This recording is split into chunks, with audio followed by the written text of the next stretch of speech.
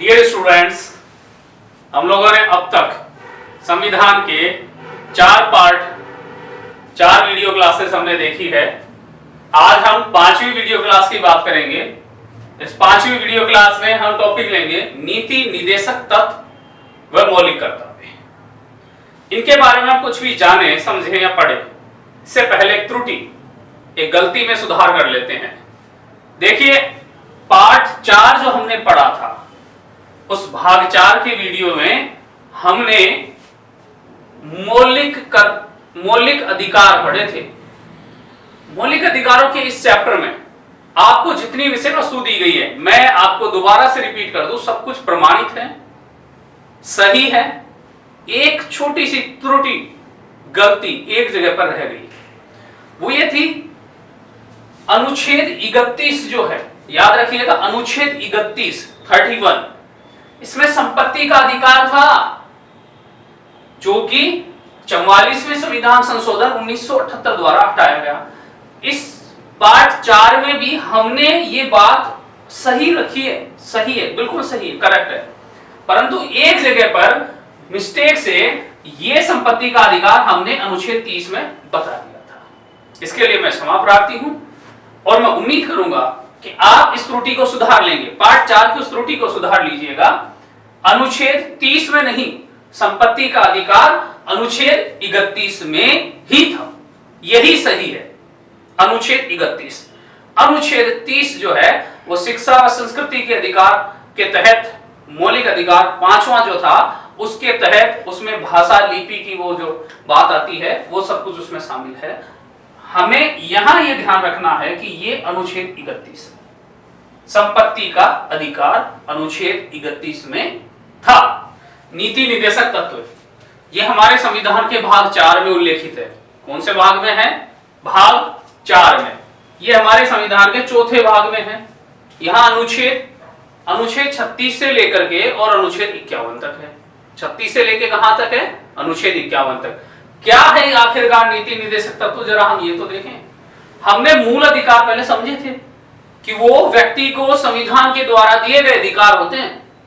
यहां नीति निदेशक तत्व क्या है? राज्य, सरकार व प्रशासन, कुछ भी कह लेना चाहिए, सरकार, प्रशासन, राज्य, तीनों ही सब चाहे काम में लें, इनके लिए ये मार्गदर्शिका है। क्या है भाई? ये मार्गदर्शिका मतलब गाइडलाइन। ये काम आपको करने चाहिए। एक बात और है, ये सब काम भविष्य की सरकारों के लिए छोड़ा गया था जब संविधान बनाया गया था, इसलिए ये गाइडलाइन कहलाए। अब हम एक और बात पढ़ें।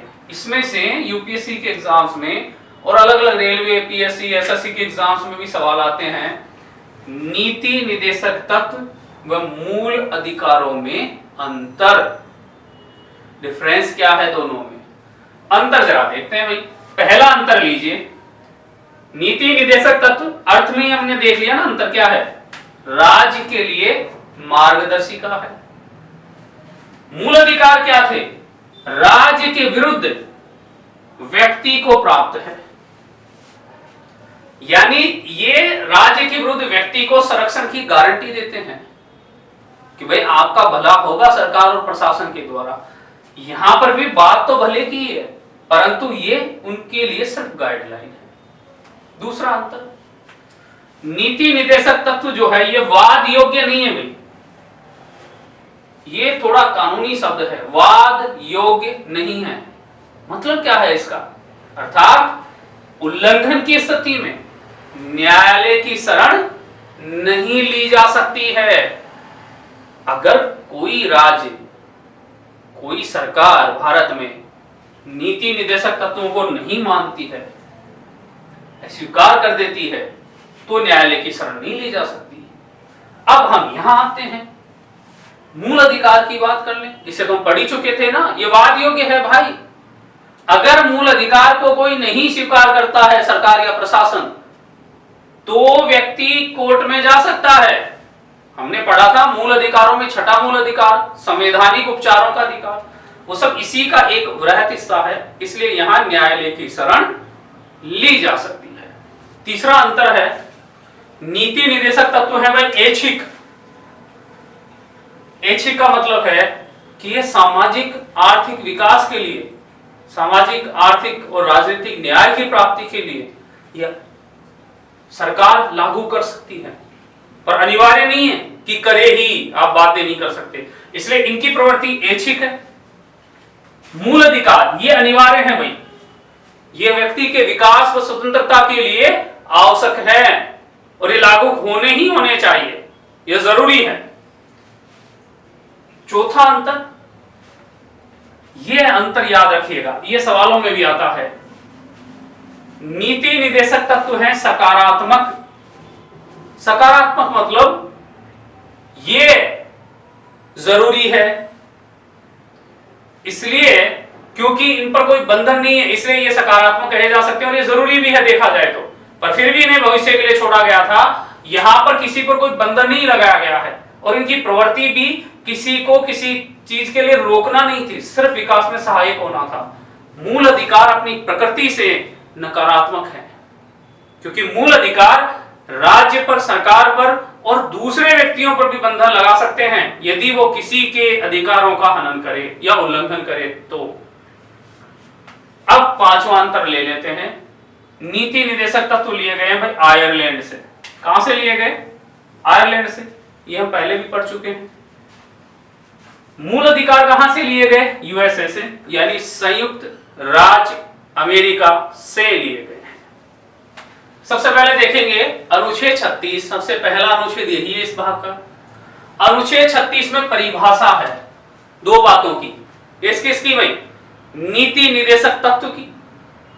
और चूंकि नीति निदेशक तत्व राज्य के लिए मार्गदर्शिका, गाइडलाइन है, इसलिए राज्य की परिभाषा भी है।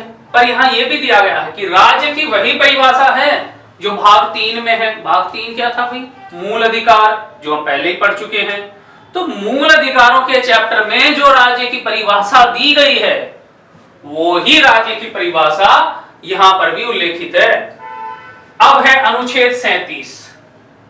37 में है नीति निदेशक तत्वों के लागू होने की शर्तें, परिवर्तन की शर्तें। यहां कहां लागू किया जाए और नहीं किया जाए, इसी में इस बात का भी उल्लेख है भाई। ये इंपॉर्टेंट बात है। हम तुलना में भी देख चुके हैं कि नीति निदेशक तत्व वाद योग्य नहीं है, अवाद योग्य है। ये वाद योग्य नहीं है भाई, न्यायालय की शरण नहीं ली जा सकती। अब मान लो भविष्य में कोई वकील आ जाता जी, वो कहता कोर्ट में फिर भी केस दायर कर देता अगर इसे अधूरा छोड़ देते। इसलिए संविधान निर्माताओं ने स्पष्ट उल्लेखित किया अनुच्छेद 37 में वाद योग्य नहीं है। ये पूछा जा सकता है, नीति निदेशक तत्व वाद योग्य नहीं है, कहां उल्लेखित है? अनुच्छेद 37 में। ठीक है, अब 38 पर चलते हैं। अनुच्छेद 38 में लोक कल्याण में अभिवृद्धि हेतु, उस अभिवृद्धि के लिए जो लोक कल्याण के लिए है, सामाजिक व्यवस्था की स्थापना। मतलब सरकार का यह दायित्व रहेगा, राज्य का दायित्व रहेगा कि जहां व्यक्ति का भला हो रहा है उस सामाजिक ढांचे को वो बनाए रखे, उसकी स्थापना करे। अगर वो खराब होता है, कहीं से नष्ट हो जाता है या नहीं होता है, ये इंपॉर्टेंट है भाई मेरे हिसाब से। तो अनुच्छेद 39 समान कार्य हेतु समान वेतन। इसमें कुछ 3-4 छोटी छोटी बातें दी गई है, उसमें इंपॉर्टेंट बात एक तो सबसे जरूरी तो ये है, समान कार्य हेतु समान वेतन। अगर महिला और पुरुष कामगार अगर एक ही काम को कर रहे हैं, कार्य समान है, तो वेतन अन्य परिस्थितियों के समान रहने पर समान होना चाहिए। दूसरा है इसमें कर्मकारों के स्वास्थ्य, शक्ति और बालकों की सुकुमार अवस्था का दुरुपयोग न हो। देखिए, हमने मूल अधिकार में भी ये देखा था कि बच्चों को नियोजन में नहीं लगाया जा सकता, काम पर नहीं लगाया जा सकता। लेकिन आपने नोटिस किया होगा आज भी भारत में इवन शहरों के अंदर बहुत सारी जगहों पर बच्चे होटलों पे, ढाबों पे काम करते हुए मिल जाते हैं। क्या कानून नहीं है? है कानून भाई, लेकिन वहां स्थिति क्या कर देते हैं, वो कहते हैं कि साहब ये तो हमारे परिवार का बच्चा है, तो हमने इसे पारिवारिक काम में लगा दिया, बाकी ये पढ़ने जाता, वो हालांकि झूठ बोलते हैं पर वो कानून का दुरुपयोग कर रहे हैं। हालांकि 39 में ये कहा गया है कि बालकों की सुकुमार अवस्था का दुरुपयोग न हो, सरकार ये सुनिश्चित कर ले भविष्य में। अभी तक ऐसा कुछ खास किया गया नहीं है, पर ये इंपॉर्टेंट है, समान कार्य हेतु समान वेतन, ये सबसे ज्यादा इंपॉर्टेंट अब तक के में।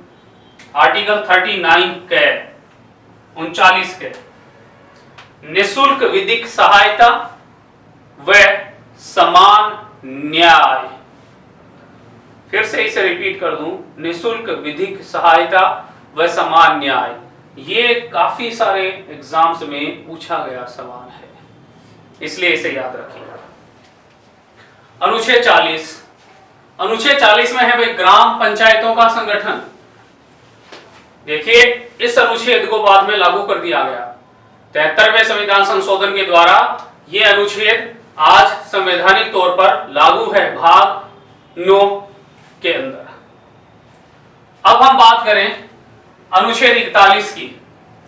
अनुच्छेद 41 में कुछ दशाओं में काम, शिक्षा व लोक सहायता पाने का अधिकार, इन कुछ दशाओं के अंदर बहुत ही ज्यादा परेशानीदायक दशाएं शामिल है। इनमें कोई भी व्यक्ति काम, शिक्षा और लोक सहायता जो है वो पाने का अधिकार रखेगा, ऐसा भविष्य की सरकारें सुनिश्चित करें। यहां पर याद रखिएगा जो मनरेगा कार्यक्रम चलता है, महात्मा गांधी राष्ट्रीय ग्रामीण रोजगार योजना, वो इसी के तहत है भाई। मनरेगा का जो संचालन है वो इसी के तहत किया गया है, अनुच्छेद 41 को लागू करने के प्रयास में। अब है अनुच्छेद 42, ये भी पूछा जाता है भाई। अनुच्छेद 42 भी इंपॉर्टेंट है, बिल्कुल इंपॉर्टेंट है, सवाल आता है।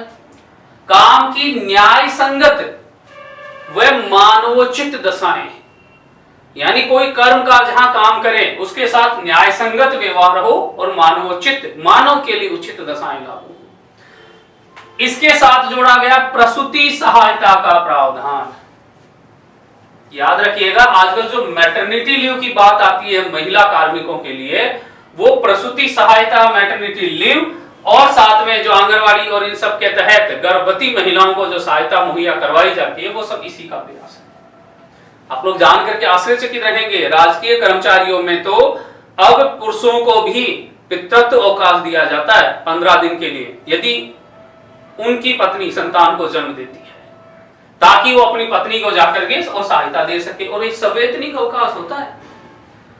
तो ये सब के सब प्रयास इसी में है भाई, अनुच्छेद 42 में। काम की न्याय संगत व मानवोचित दशाएं और प्रसूति सहायता, इसमें मैटरनिटी पैटर्निटी दोनों लीव आ जाएगी। अनुच्छेद 43 की बात कर लें, इसमें देखो वैसे भाषा तो ये लिखी गई निर्वाह योग्य मजदूरी, हम इसे कहेंगे न्यूनतम मजदूरी की व्यवस्था। अनुच्छेद 44, अनुच्छेद 44 में है समान नागरिक संहिता। डियर स्टूडेंट्स, यही वो बिंदु है जो भारत में सर्वाधिक विवादास्पद स्थिति में शामिल है, इसलिए मैं विवाद से बचने का प्रयास करते हुए टिप्पणी तो नहीं करूंगा। हमें याद रखने योग्य बात यहां पर बता दूं कि ये गोवा में लागू है और किसी भी भारत के राज्य में आज भी इंप्लीमेंट नहीं है। हालांकि इसे लागू किया जाना एक देश की अखंडता, उसके विकास, उसकी एकता के लिए सबसे ज्यादा अनिवार्य है। क्या है इसमें? अगर भारत में समान नागरिक संहिता कॉमन सिविल कोड लागू होता है, इसका अर्थ है कि धर्म के आधार पर व्यक्ति व्यक्ति में सामाजिक दायरे में अंतर नहीं किया जाएगा। यानी कि जो भारत में अलग अलग जो विवाह के कानून बने हुए हैं, अलग अलग उत्तराधिकार के कानून बने हुए हैं, उसके अलावा ये जितने भी सामाजिक नियमावलियों के जो अलग कानून हैं, जैसे कि मुस्लिम पर्सनल लॉ बोर्ड की बात की जाए, ये सब चीजें जो है काफी हद तक नियंत्रित हो जाएगी। और पिछले 2 सालों में उत्तर भारत में मुस्लिम महिलाओं के अधिकारों को लेकर के जो समस्याएं उठ खड़ी हुई है, जो विवादास्पद है और कोर्ट में चल रही है, उनमें से अधिकांश का उत्तर भी इसी बिंदु में सन्निहित है। समान नागरिक संहिता, कॉमन सिविल कोड, ये विवादास्पद है। अब ये आने वाले हमारे भविष्य पर है कि ये इंप्लीमेंट होता है या नहीं, पर होना चाहिए। अब हम बात करें अनुच्छेद 45 की। देखिए 45 भी महत्वपूर्ण है। ये दो कारणों से महत्वपूर्ण है, क्योंकि यहां पर शिक्षा का उल्लेख है और शिक्षा एक ऐसा बिंदु है जो मूल अधिकार पढ़ चुके, वहां था, नीति निदेशक तत्वों में है और आगे मौलिक कर्तव्य पढ़ेंगे वहां भी हमें मिलेगा। यानी ये तीनों बिंदुओं में शामिल एक मात्र टॉपिक है। तो इसमें है क्या? प्रारंभिक शिशुअवस्था में देखभाल व शिक्षा का प्रावधान। अनुच्छेद 46 यहां मैंने थोड़ा शॉर्ट में लिख दिया है डियर। एससी शेड्यूल कास्ट यानी अनुसूचित जाति, एसटी शेड्यूल ट्राइब्स अनुसूचित जनजाति व अन्य दुर्बल वर्गों की आर्थिक व शैक्षणिक स्थिति में अभिवृद्धि का प्रावधान। क्योंकि आर्थिक और एजुकेशनल जो स्थिति है, इकोनॉमिकल एंड एजुकेशनल कंडीशंस है, उनमें सुधार का प्रावधान हो। अनुच्छेद 47 देखिए, अनुच्छेद जो 47 है इसमें जीवन स्तर, पोषण स्तर व लोक स्वास्थ्य में सुधार राज्य का कर्तव्य ऐसा दिया गया है। यहां तीन शब्दावलियां ध्यान में रखनी है भाई। जीवन स्तर, जीवन स्तर, दूसरी शब्दावली है पोषाहार स्तर, पोषाहार का स्तर, और तीसरी है लोक स्वास्थ्य में सुधार। ये तीनों बातें राज्य का कर्तव्य है। एक सब पॉइंट भी याद रखना कि कुछ राज्यों में जैसे गुजरात में, बिहार में जो मद निषेध यानी शराबबंदी लागू है वो इसी के तहत है भाई, मद निषेध यानी शराबबंदी। और आजकल स्कूलों में जो एमडीएम परियोजना के तहत, मिड डे मील योजना के तहत जो भोजन दिया जाता है मध्याह्न का, वो भोजन भी इसी में शामिल माना जाएगा, पोषाहार स्तर में सुधार। अब बात करें हम अनुच्छेद 48 की, 48 की। अनुच्छेद 48 में भाई कृषि और पशुपालन के संगठन और उसकी अभिवृद्धि की बात है। दोनों चीजें देखो एक दूसरे की सहायक क्रियाएं हैं। हम इकोनॉमिक तौर पर ये जानते हैं कि ये दोनों ही प्राथमिक क्रियाओं में शामिल है और एक दूसरे की सहायक है, कृषि भी और पशुपालन भी। और आमतौर पर भारत में दोनों बातें साथ साथ चलती है। तो इनका संगठन व अभिवृद्धि ये इसमें है, किसमें? अनुच्छेद 48। अनुच्छेद 48 में है भाई। अब यहाँ एक सब पॉइंट याद रखना है, हरित क्रांति जिसके बारे में आप सब बहुत जानते हैं, पशु नस्ल सुधार के जो कार्यक्रम चलते हैं वो सब, और गोवंश रक्षा, ये तीनों ही बातें इसी के तहत आती है। हरित क्रांति भी, पशु नस्ल सुधार भी व गोवंश रक्षा का कार्यक्रम भी। 48 क की बात कर ले। 48 क में पर्यावरण, वन और वन्य जीव सुरक्षा की बात है। यानी कि पर्यावरण आ गया, वन और वन्य जीव संरक्षण या सुरक्षा, वो सब इसी में शामिल है। अनुच्छेद 48 के बाद अब आएगा अनुच्छेद 49। ये इंपॉर्टेंट है। हालांकि इसके बारे में कुछ कानून भी बन गए हैं कि राष्ट्रीय स्मारकों, स्मारक अपने जितने भी हैं उन सबका स्थानों व वस्तुओं का संरक्षण, राष्ट्रीय महत्व के जितने भी स्मारक है, स्थान है और वस्तुएं हैं, उन सबका संरक्षण हो।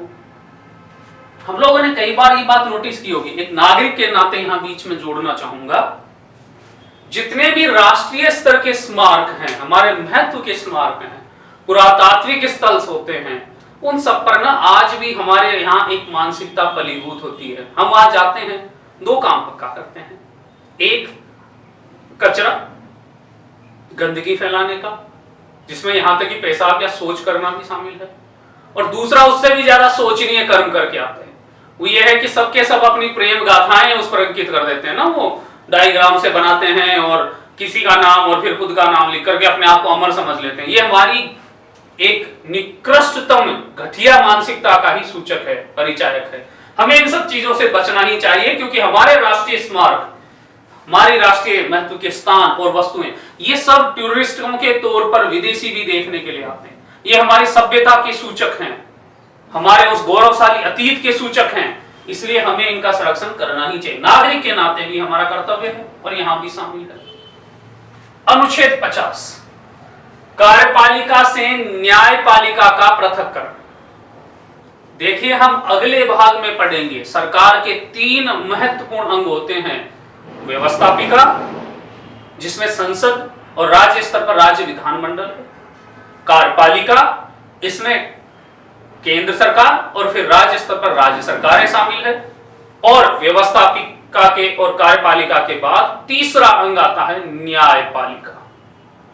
केंद्र के स्तर पर सुप्रीम कोर्ट और राज्यों के स्तर पर हाई कोर्ट। तो यहां जो अंतर दिया गया है ना, वो कार्यपालिका से न्यायपालिका का पृथक्करण है। ये बात समझ लीजिएगा। बहुत सारे स्टूडेंट्स इसे याद रख के भी गलती कर देते हैं। वो सोचते हैं कार्यपालिका से व्यवस्थापिका का पृथक्करण। नहीं, भारत में संसदात्मक शासन है। यहां कार्यपालिका अनिवार्य तौर पर व्यवस्थापिका से जुड़ी होती है। हमें अलग करना किसका है? कार्यपालिका का न्यायपालिका से पृथक्करण। ये दोनों एक दूसरे से डिफरेंट है और अलग ही होनी चाहिए। क्यों और किस लिए, ये भाग 5 में हम पढ़ेंगे, जो अगला संविधान का भाग आएगा और वो नेक्स्ट वीडियो क्लास में होगा। अब हम अनुच्छेद 51 की बात कर लें। अंतरराष्ट्रीय शांति व सुरक्षा की अभिवृद्धि। हमारी अंतरराष्ट्रीय शांति और सुरक्षा की अभिवृद्धि हो, ये नोट में भी याद रखिएगा कि विदेश नीति से संबंधित ये एकमात्र अनुच्छेद है। हमारे इतने विस्तृत संविधान में विदेश नीति के बारे में बाकी सब जगहों पर खामोशी ओढ़ ली गई है। विदेश नीति को लेकर के एकमात्र ये सूत्र दिया गया था, अंतरराष्ट्रीय शांति व सुरक्षा की अभिवृद्धि का प्रावधान। तो ये हमारा आखिरी नीति निदेशक तत्व होगा। हमने भाग 4 संविधान का पूरा पढ़ लिया है। इस भाग में नीति निदेशक तत्व दिए गए हैं। इसमें 2 महत्वपूर्ण बातें भी हमें याद रखनी है। ये दोनों बिंदु ऐसे हैं जिनसे कि सवाल आते ही हैं। नोट में पहली बात याद रखें, एक मिनर्वा मिल्स विवाद आया था। इसे पूरे तौर पे कहा गया मिनर्वा मिल्स बनाम भारत संघ विवाद 1980। ये जो विवाद था, इस विवाद में सर्वोच्च न्यायालय ने यानी कि सुप्रीम कोर्ट ने भाग 3 नीति निदेशक तत्वों के साथ पूरक माना। तो भाग 3 में क्या दिया गया? मूल अधिकार। भाग 4 में, जिसे हमने अभी पढ़ा, नीति निदेशक तत्व, सुप्रीम कोर्ट का मानना है कि ये दोनों एक दूसरे के पूरक हैं। दोनों एक दूसरे के पूरक हैं। अब हम नोट नंबर 2 देखते हैं। यहां भाग 4 में जो नीति निदेशक तत्व दिए गए हैं, उनके अलावा भी 3 ऐसे बिंदु हैं संविधान में जिनकी प्रकृति नीति निदेशक तत्वों के समान है। यानी ये सरकार के लिए मार्गदर्शिका है, ये वाद योग्य नहीं है। तो ये तीनों पॉइंट याद रखना। सवाल ये आता है कि नीति निदेशक तत्व भाग 4 में उल्लेखित, उनके अलावा अन्य कौन से हैं या उनकी प्रवृत्ति वाले बिंदु कौन से? तो तीनों बिंदुओं में पहला बिंदु है राजकीय सेवाओं व पदों पर नियुक्ति एवं SC/ST के दावों में संगति व प्रशासनिक दक्षता बचाए रखना। ये अनुच्छेद 335 है। देखिए जरा स्पष्ट कर लेते हैं।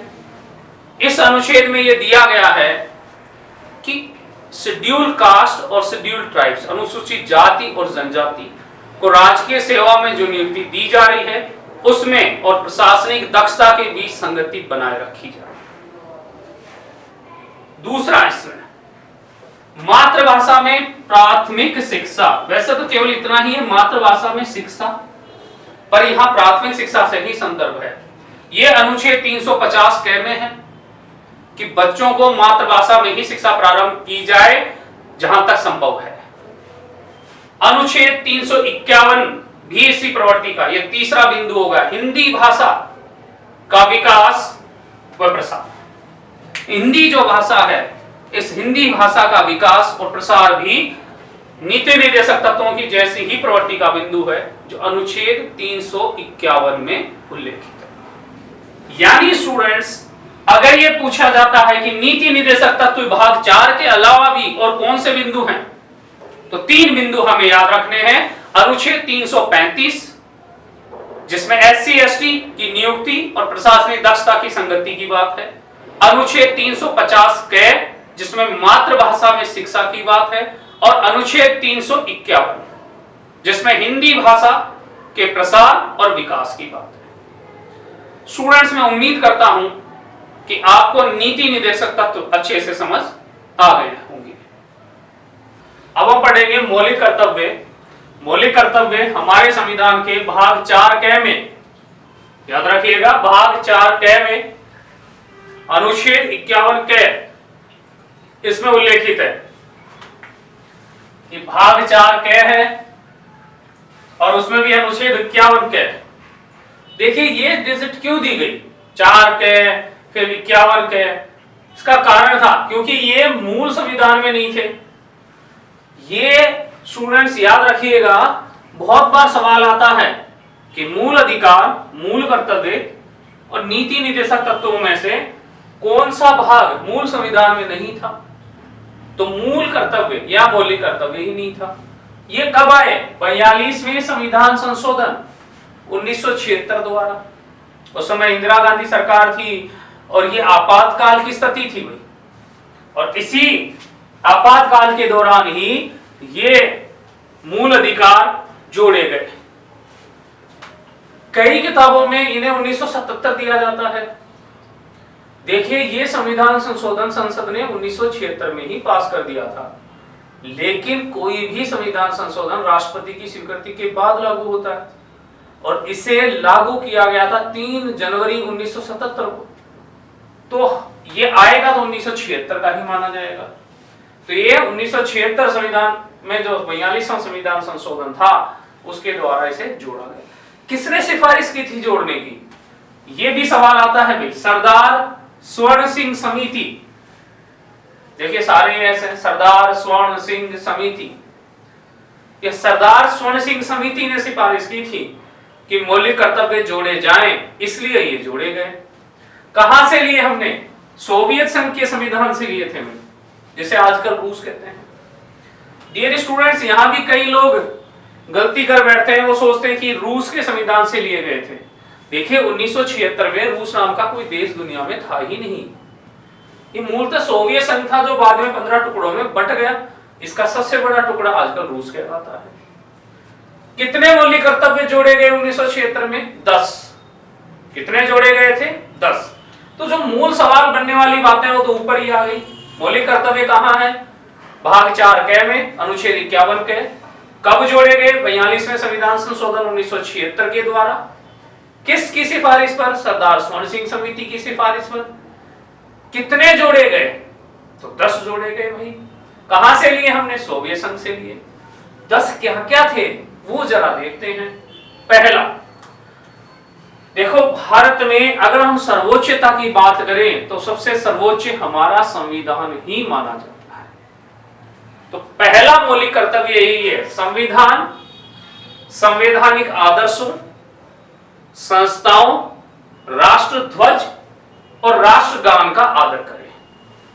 स्टूडेंट्स, जो संविधान में लिखा गया ना वो भाषा थोड़ी टफ है, कठिन है, तो मैंने इन्हें सरल भाषा में लिखा है। वैसे मूल संविधान में तो ये दिया गया है कि संविधान का पालन करें, उसके आदर्शों, संस्थाओं, राष्ट्र ध्वज और राष्ट्रगान का आदर करें। तो हम इसे एक साथ ले सकते हैं, संविधान, संवैधानिक आदर्श, यानी संविधान के जो आदर्श हैं उन्हें, संस्थाओं का, राष्ट्र ध्वज का और राष्ट्रगान का हमें सम्मान करना चाहिए। दूसरा लेते हैं, स्वतंत्रता आंदोलन जो हमारा चला, स्वतंत्रता आंदोलन के जो उच्च आदर्श और मूल्य थे उस समय के नेताओं ने बनाए थे, जैसे कि महात्मा गांधी, सरदार पटेल, सुभाष चंद्र बोस, भगत सिंह, चंद्रशेखर आजाद, बाल गंगाधर तिलक। उन लोगों के जो आदर्श और जो मूल्य है उनका हम सम्मान करें और उम्मीद की जाती है कि उनका पालन भी करें। ये भी हमारा कर्तव्य है। तो 2 हो गए थे। ये दोनों के दोनों बहुत जरूरी प्रारंभिक बातें, संविधान और संविधान से जुड़ी सभी चीजों का आदर करें। दूसरा, हमारे राष्ट्रीय आंदोलन के मूल्यों और उच्च आदर्शों का। अब हम लेते हैं तीसरी बात, भारत की प्रभुता। प्रभुता को हम संप्रभुता भी कह सकते हैं। भारत की प्रभुता, एकता, अखंडता की रक्षा करें। जब भी भारत की संप्रभुता की, एकता या अखंडता पर अगर आंच आने की बात आए तो हर नागरिक का दायित्व है कि वो उसकी रक्षा के लिए तत्पर रहे। चौथा भी वैसा ही जोड़ा, रक्षा करें कैसे, तो देश की रक्षा पर सेवा करें। वैसे ये पूरा इस तरह से है, देश की रक्षा करें, वह आह्वान की स्थिति में देश सेवा भी करें। यानी अगर सरकार आपातकाल में जब बाहर से कोई हमला हो तो प्रत्येक नागरिक का आह्वान कर सकती है कि वो देश की सेवा करे। तो ये है दो ऐसे कर्तव्य जो हमारे देश की भौतिक स्थिति के साथ, हमारी एकता अखंडता के साथ जुड़े हुए हैं। अब हम लेते हैं पांचवा, ये सामाजिक दृष्टिकोण वाली बातें हैं। पांचवे में धर्म, भाषा, प्रदेश या वर्ग, इन पर आधारित जो है कोई भी बात हम पक्षधर नहीं होने चाहिए। सही बात यह है कि ऐसे भ्रातृत्व की और समरसता की भावना का निर्माण करना है जो धर्म, भाषा, वर्ग या क्षेत्र से बिल्कुल परे हो। यानी धर्म, भाषा, प्रदेश, वर्ग से परे समरसता व भ्रातृत्व की भावना का निर्माण। इसके साथ एक बात और जोड़ी गई है कि स्त्रियों के सम्मान के विरुद्ध प्रथाओं का त्याग करें। वैसे मैं स्टूडेंट्स यहां कहना नहीं चाहूंगा, लेकिन मैं बता दूं कि ये पॉइंट भारत में बड़ा ही विवाद का विषय है। न्यूज चैनल्स के प्राइम टाइम पर इस पर लोग बहस करते हुए मिल जाएंगे कि हमें कौन सी प्रथाएं रखनी चाहिए, उनको त्याग कर देना चाहिए। संविधान निर्माता ये चाहते थे कि मनुष्य के विकास, मानव के विकास, उसकी स्वतंत्रता, उसके आत्मसम्मान और उसकी गरिमा के खिलाफ प्रत्येक वस्तु, प्रत्येक प्रथा, प्रत्येक बात का त्याग कर दिया जाए। हालांकि हमारे समाज में आज भी विवाद उठ खड़ा होता है कि मैं पर्दा प्रथा या जैसे चाहे बुर्का प्रथा कह लें, उसका त्याग करना चाहिए कि नहीं करना चाहिए, स्त्रियों को शिक्षा दी जानी चाहिए कि नहीं दी जानी चाहिए, उन्हें रोजगार के अवसर मुहैया करवाए जाने चाहिए और अगर मिलता है रोजगार तो क्या उन्हें करना चाहिए या नहीं। कई सारी बातें आज भी विवाद का विषय है, लेकिन संविधान बड़ा स्पष्ट है, स्त्रियों के सम्मान के विरुद्ध प्रथाओं का त्याग कर दे। अब है छठा पॉइंट, ये भी सामाजिक है, सामाजिक संस्कृति की गौरवशाली परंपरा की समझ व प्रतिरक्षण। हमारी जो सामाजिक संस्कृति है उसके जो गौरवशाली अध्याय या पन्ने हैं, उनकी परंपराओं का, उन बातों की हम समझ भी रखें और उनका प्रतिरक्षण भी करें। अब सातवां मौलिक कर्तव्य देखिए, यह है प्राकृतिक पर्यावरण की रक्षा व प्राणी मात्र के प्रति दया भाव। प्राकृतिक पर्यावरण यानी उसमें वन्य जीव सभी कुछ आ जाएगा और सभी प्राकृतिक संसाधन भी आ जाएंगे। इन सब का हमें रक्षा और संरक्षण का दायित्व करना चाहिए पूरा, और साथ में प्राणी मात्र के प्रति दया भाव। आठवां मौलिक कर्तव्य देखते हैं, वैज्ञानिक दृष्टिकोण का विकास। प्रत्येक नागरिक का यह भी दायित्व है कि वो वैज्ञानिक दृष्टिकोण का विकास करे। देखिए, इस बात को लेकर के ना कई बार बहस समाज में होती रहती है। अंधविश्वास, भूत प्रेत, झाड़ फूक, तंत्र मंत्र, ये बाबा जी, ज्योतिषी, क्या ये सब चीजें हमारे देश में आज हम स्वीकार कर सकते हैं? अगर उनमें वैज्ञानिकता का पुट है तो आप मानिए, अदरवाइज आप उन्हें ना माने, वैज्ञानिक दृष्टिकोण को स्वीकार करें, हम तार्किक चिंतन की तरफ बढ़े। उसके बाद नंबर 9 है सार्वजनिक संपत्ति की रक्षा व हिंसा से दूर रहें या दूरी बना के रखें। सार्वजनिक संपत्ति, भारत में ना आजकल एक फैशन सा चल पड़ा है, कुछ भी बात हो गई जी, पटरियों उखाड़ डालो, पटरियों पर बैठ जाओ, ट्रेनों में आग लगा दो, थाने को आग लगा दो, स्कूलों की संपत्ति को डैमेज कर दो। व्यक्ति या फिर सामूहिक तौर पर भी ऐसी सभी गतिविधियों से हम दूर रहें और हिंसा से भी हमारी दूरी हो। नंबर 10 है व्यक्तिगत व सामूहिक गतिविधियों में उत्कर्ष का प्रयास। हम व्यक्तिगत गतिविधि में भी और सामूहिक गतिविधि में भी उत्कर्ष का निश्चित रूप से प्रयास करें, यह हमारा दायित्व है। अब नंबर 11 की बात कर ले। माता पिता व अभिभावक का कर्तव्य है कि 6 से 14 आयु वर्ग या 6 से 14 वर्ष के बालक बालिकाओं को शिक्षा का अवसर दें। अब कई बार इसमें लोग विवाद खड़ा करते हैं कि सर अगर उनकी आर्थिक स्थिति नहीं हो तो भैया, सरकार ने राजकीय शिक्षण संस्थाओं में कक्षा 8 तक शिक्षा और अन्य सभी सामग्री निःशुल्क प्रदान करने का वायदा कर रखा है। ये इसीलिए है ताकि माता पिता अपने 6 से 14 आयु वर्ग के बच्चों को पढ़ा सके। अब यहाँ एक बात समझिए आप लोग, मैंने कहा था 1976 में 10 मौलिक कर्तव्य जोड़े गए थे, तो ये 11वां कहां से आया? याद रखिएगा, इसको लेके भी सवाल आता है। 11वां मौलिक कर्तव्य 86वें संविधान संशोधन 2002 द्वारा जोड़ा गया। ये अटल बिहारी वाजपेयी सरकार के दौरान हुआ 86वां संविधान संशोधन 2002 और इससे इस 11वें मौलिक कर्तव्य को जोड़ा गया था। तो स्टूडेंट्स, इसमें से भी ये सबसे इंपॉर्टेंट सवाल यही बनता है कि 11वां मौलिक कर्तव्य क्या है और कब जोड़ा गया। 11वां मौलिक कर्तव्य बच्चों की शिक्षा पर है, माता पिता और अभिभावक का कर्तव्य दिया गया है। ये 86वें संविधान संशोधन 2002 के द्वारा जोड़ा गया था, इसलिए ये इंपॉर्टेंट है, इसे जरूर याद रखिएगा। अब मैं उम्मीद करता हूं कि आप लोगों को ये वीडियो क्लास भी पसंद आएगी, जिसमें हमने नीति निर्देशक तत्व और मौलिक कर्तव्य पढ़े हैं।